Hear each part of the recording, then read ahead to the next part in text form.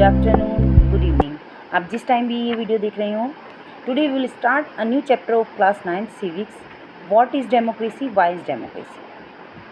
In this chapter we will discuss different topics like first democracy क्या है, then we will talk about features of democracy. democracy की क्या features हैं, then why is democracy, democracy क्यों, फिर उसके बाद हम लास्ट में मेरिट्स और डीमेरिट्स भी पढ़ेंगे इसी में, then broader meaning of democracy.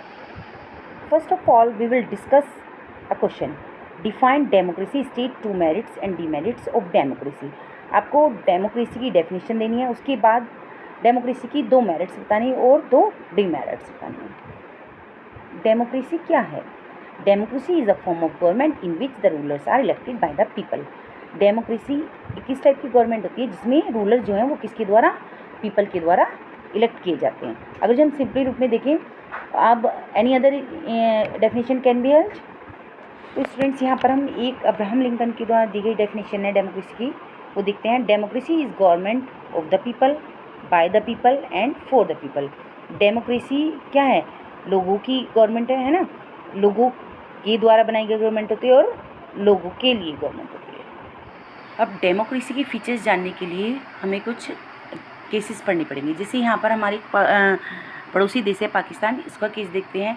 Major decisions by elected leader. Major decisions जो हैं वो इलेक्टेड लीडर्स के द्वारा लिए जाते हैं। जब हमारा देश 1947 में आज़ाद हुआ था तो उसी टाइम पर पाकिस्तान का भी बंटवारा हुआ था, तो दोनों ही देशों में डेमोक्रेसी एस्टेब्लिश की जा रही थी।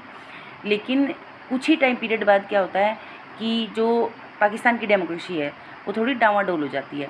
अक्टूबर 1999, अब 99 कैसे याद करोगे? 2000 ईयर से just 1 year before general Pervez Musharraf जो थे, here is Musharraf, Pervez general Musharraf जो थे वो एक मिलिट्री कूप लाए। मिलिट्री कूप क्या होता है कि जो गवर्नमेंट को ओवरथ्रो कर देती, क्योंकि परवेज़ मुशर्रफ मिलिट्री के हेड थे। अब मिलिट्री क्या है, अपने हेड की बात मानेगी, तो उन्होंने मिलिट्री की हेल्प से क्या किया, जो एस्टेब्लिश थी वहाँ पर गवर्नमेंट उसे ओवरथ्रो कर दिया, जो डेमोक्रेटिकली इलेक्टेड गवर्नमेंट थी, और अपने आप को chief executive of the country घोषित कर दिया। ये एक बहुत बड़ी पोस्ट होती है। फिर बाद में उन्होंने इतना ही नहीं, उसके बाद अपनी डेजिग्नेशन भी चेंज कर दी, अपने आप को प्रेसिडेंट बना दिया। फिर 2002 में उन्होंने एक रेफरेंडम जारी किया, उसके थ्रू उन्होंने अपना 5 साल का पीरियड और बढ़ा लिया। रेफरेंडम क्या होता है? रेफरेंडम क्या, एक लीगल डॉक्यूमेंट होते हैं जो गवर्नमेंट के द्वारा जारी किए जाते हैं। उन्होंने इस तरह से वो बिट बाय बिट क्या करते जा रहे थे, डेमोक्रेसी को। इस तरह से जब Pervez general Musharraf bit by bit democracy को ख़त्म करते जा रहे थे, तो आप कहेंगी क्या मैम मीडिया जो थी, ये ह्यूमन राइट ऑर्गेनाइजेशन है, वो क्या नहीं देख रहे थे? नहीं, सभी लोग देख रहे थे और ये कह रहे थे ये जो भी डेमोक्रेटिक एक्टिविटीज़ हो रही हैं ये क्या है, मेल प्रैक्टिसेस है और फ्रॉड है। लेकिन परवेज़ जनरल मुशर्रफ अपने ही किए जा रहे थे।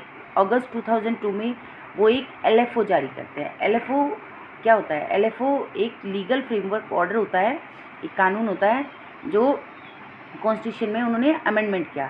अमेंडमेंट क्या था? इस ऑर्डर के अकॉर्डिंग जो प्रेसिडेंट है, आप लोग रूलर तो इलेक्ट कर सकते हो, लेकिन जो पावर होगी, कंप्लीट पावर किसके हाथ में होगी? प्रेसिडेंट के हाथ में होगी। प्रेसिडेंट जो है वो नेशनल और प्रोविंशियल असेंबलीज को डिसमिस कर सकता है। तो क्या ये डेमोक्रेसी हुई? नहीं। जो भी वर्क है उन्होंने क्या किया, एक नेशनल सिक्योरिटी काउंसिल बनाई जिसमें जो था मिलिट्री ऑफिसर्स ही थे, ज़्यादातर सारे ये मिलिट्री ऑफिसर्स थे। एक सिविलियन कैबिनेट थी। ये क्या करते थे कि जो भी पावर है कंप्लीट किसके हाथ में है? प्रेसिडेंट के हाथ में है, मिलिट्री के हाथ में है। और कोई भी क्या है, जो भी रूलर बनेगा वो किसके अकॉर्डिंग वर्क करेगा? मिलिट्री के अकॉर्डिंग वर्क करेगा। तो इसे हम डेमोक्रेसी नहीं कह सकते। अब इलेक्शंस तो हो रहे हैं, लेकिन पावर किसके पास है? पावर जनरल परवेज़ मुशर्रफ के पास है। फाइनल पावर किसके पास हो गई? मिलिट्री ऑफिसर्स के पास हो गई। तो इस तरह से हम उसे डेमोक्रेसी कह सकते हैं? नहीं, डेमोक्रेसी नहीं कह सकते, क्योंकि पावर किसी दूसरे पर्सन के हाथ में है। क्योंकि अगर जो बाय द वे डेमोक्रेसी होती तो पावर किसके हाथ में होती? जो पीपल हैं उनके हाथ में होती। लेकिन यहाँ पर किसके हाथ में है? पाकिस्तान में जनरल परवेज़ मुशर्रफ और मिलिट्री कोप के पास है।